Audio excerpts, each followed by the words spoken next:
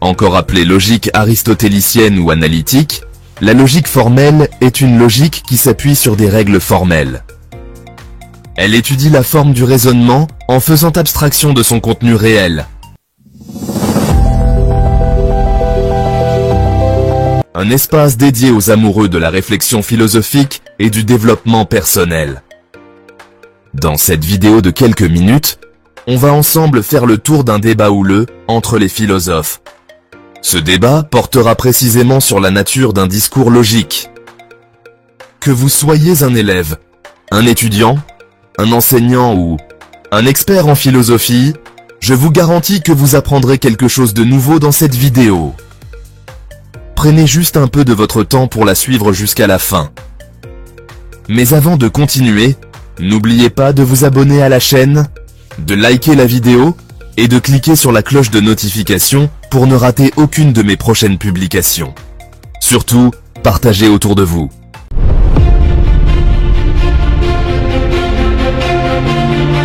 Comme d'habitude, découvrons premièrement l'objectif et le contrat pédagogique de ce cours. D'emblée, ce cours a pour objectif de vous aider à comprendre le débat qu'il y a autour de la nature de la logique.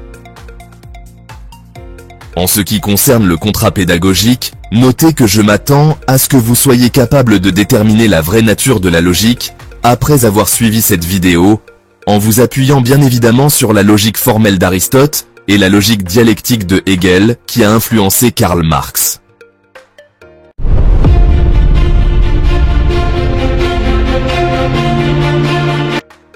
Avant d'entrer dans le vif de notre sujet, donnons un bref aperçu de ce que c'est que la logique. En effet, comme nous l'avons dit dans une vidéo précédente, la logique est l'art du raisonnement vrai, la science des lois de la pensée, une science qui fixe les règles à partir desquelles on raisonne. En empruntant les propos propres à Aristote, la logique se comprend comme la science des raisonnements corrects.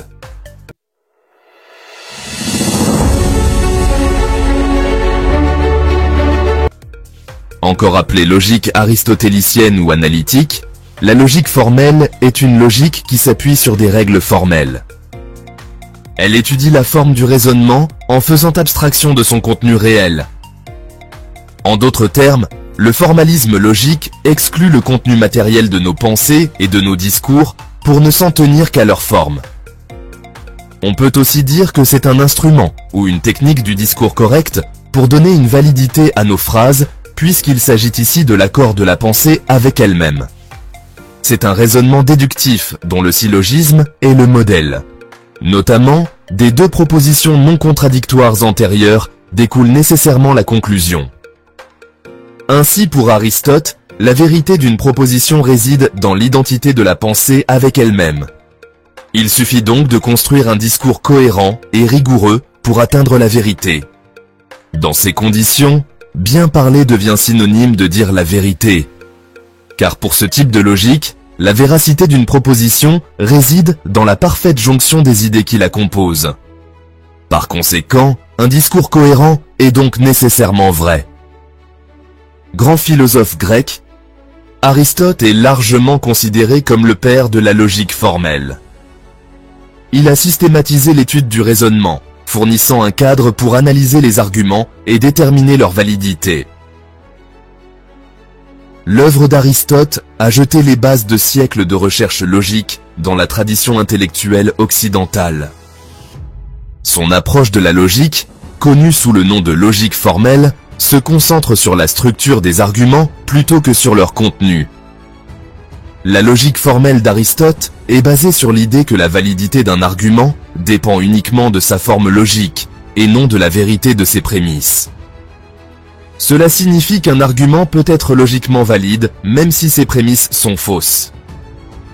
Pour Aristote, le but de la logique était d'identifier les schémas de raisonnement qui conduisent à des conclusions vraies, lorsque les prémices sont vraies. Les contributions d'Aristote à la logique sont vastes et ont eu un impact profond sur le développement de la pensée occidentale. Son travail a fourni la base de l'étude de la logique, et ses idées continuent d'être étudiées et débattues par les philosophes aujourd'hui. Au cœur du système logique d'Aristote se trouvent les syllogismes, un type d'argument déductif composé de deux prémices et d'une conclusion. Les syllogismes suivent une structure spécifique.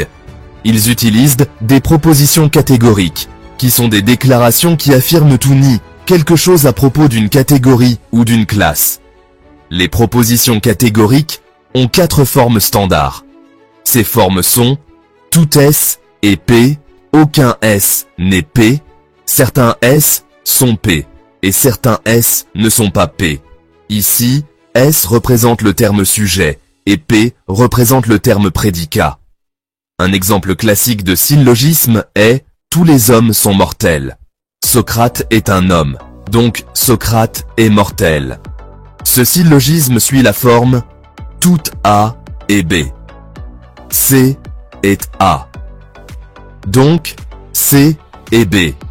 La validité de ce syllogisme dépend uniquement de sa forme, et non de la vérité de ses prémices.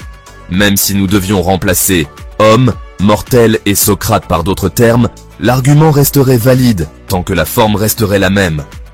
L'accent mis par Aristote sur les syllogismes et les propositions catégoriques a fourni un outil puissant pour analyser les arguments et identifier les erreurs.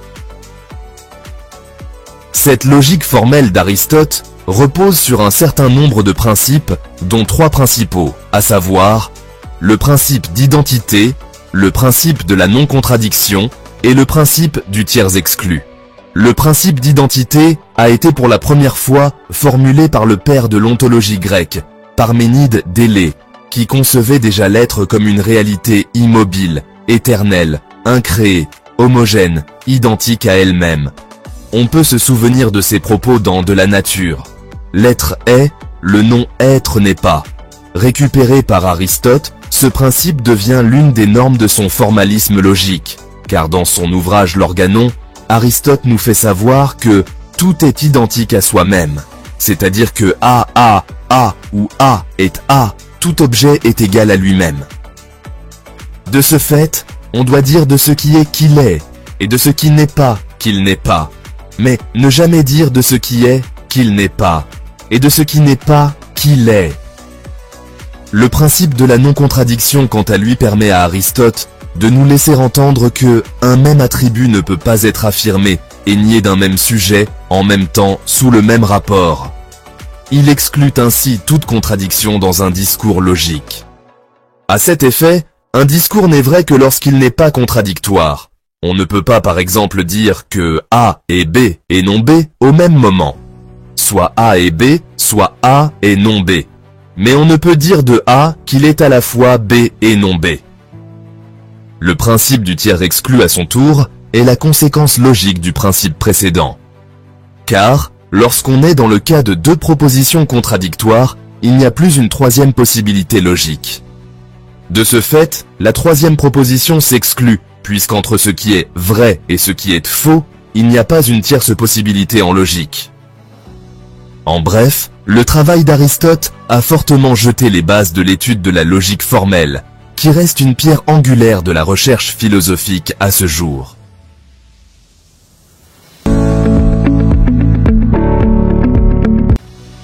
Au-delà de la logique formelle, se trouve la logique dialectique, qui elle vient déconstruire la vérité fondée sur la forme du discours ou les syllogismes. Fondée par Hegel, la logique dialectique est appliquée dans le domaine de la science comme un modèle de la connaissance vraie. Elle se particularise par le fait qu'elle prend en compte le contenu réel de la pensée et admet la contradiction comme possibilité logique d'accéder à la vérité. À cet effet, la logique dialectique est le dépassement de la logique formelle d'Aristote, qui sépare abstraitement et arbitrairement la pensée de la réalité, le discours du contenu réel, la subjectivité de l'objectivité, alors que, selon Hegel dans la science et la logique, les formes et les lois logiques ne sont pas une simple enveloppe vide, mais le reflet de l'objectif dans la conscience subjective de l'homme. La forme doit donc s'adapter au contenu dans sa réalité concrète, complète et changeante. On ne peut plus parler de l'accord de la pensée avec elle-même, mais plutôt de l'accord de la pensée avec elle-même et avec l'objet. Car l'objet du discours logique n'est pas le discours lui-même, mais le réel dont il ne peut pas se détacher. Or le réel lui-même est essentiellement contradictoire, il est toujours en mouvement dans la mesure où rien n'est identique. Tout ce qui vit se meut en se niant et en s'affirmant. Le positif et le négatif, l'être et le néant, la jeunesse et la vieillesse, la vie et la mort, ainsi de suite. Ainsi, en épousant cette réalité, la pensée elle-même devient dialectique et fonctionne suivant le schéma. Thèse, antithèse, synthèse. La contradiction est donc le moteur d'une pensée féconde et engendre le mouvement de la pensée et des choses. Le philosophe allemand du XIXe siècle, Georg Wilhelm Friedrich Hegel, a donc remis en question la nature statique de la logique traditionnelle aristotélicienne. Il a introduit une approche dynamique pour comprendre la réalité et la connaissance, qu'il a appelée dialectique. Hegel a soutenu que la réalité n'est pas statique, mais en constante évolution et développement. La méthode dialectique de Hegel souligne l'interconnexion des choses et l'importance de la contradiction dans la conduite du changement. Contrairement à la logique formelle, qui se concentre sur l'analyse de concepts et de propositions statiques, la logique dialectique cherche à saisir la nature dynamique et évolutive de la réalité elle-même. Hegel pensait que la logique traditionnelle, avec son accent sur la non-contradiction, était insuffisante pour saisir les complexités du monde réel. Il voyait les contradictions non pas comme des erreurs de pensée, mais comme des aspects inhérents à la réalité, des forces motrices du développement historique, des idées et des sociétés. Au centre de la dialectique de Hegel se trouve le concept de la triade, thèse, antithèse et synthèse. Cette triade représente le processus de développement par la contradiction et la résolution. Cela commence par une thèse, une idée ou une proposition initiale. La thèse engendre inévitablement son antithèse, une idée ou une proposition contradictoire. Le conflit entre la thèse et l'antithèse n'est pas une impasse, mais plutôt une opportunité d'atteindre un niveau de compréhension supérieur. Cette résolution est obtenue par la synthèse, qui incorpore des éléments de la thèse et de l'antithèse, formant une nouvelle idée plus complète. Cette nouvelle synthèse devient alors le point de départ d'un nouveau cycle dialectique, générant sa propre antithèse et conduisant à une synthèse ultérieure. Pour Hegel, ce processus de développement dialectique n'était pas simplement une méthode de raisonnement, mais le processus même par lequel l'histoire se déroule et la connaissance progresse. Philosophe et économiste allemand du XIXe siècle, Karl Marx a adopté la méthode dialectique de Hegel, mais lui a donné une interprétation matérialiste. Alors que Hegel voyait l'histoire comme le déploiement de l'esprit du monde ou de l'idée absolue, Marx a soutenu que la force motrice de l'histoire n'est pas spirituelle mais matérielle. Il s'est concentré sur le rôle des conditions économiques, de la lutte des classes et des moyens de production dans le façonnement du développement historique. La dialectique matérialiste de Marx, également connue sous le nom de matérialisme historique, applique les principes de thèse, antithèse et synthèse à l'analyse des systèmes sociaux et économiques. Pour Marx, l'histoire de la société est une histoire de lutte des classes, chaque époque historique étant caractérisée par son propre mode de production et ses relations de classe correspondantes. Marx pensait que le capitalisme, comme les systèmes économiques précédents, contenait en lui les germes de sa propre destruction. Il a soutenu que les contradictions inhérentes au capitalisme, telles que le conflit entre la bourgeoisie, les propriétaires des moyens de production, et le prolétariat, la classe ouvrière, conduiraient inévitablement à une révolution socialiste et à l'établissement d'une société sans classe. Tout compte fait, nous pouvons conclure en disant que la logique formelle d'Aristote et la logique dialectique de Hegel représentent deux approches fondamentalement différentes pour comprendre le monde.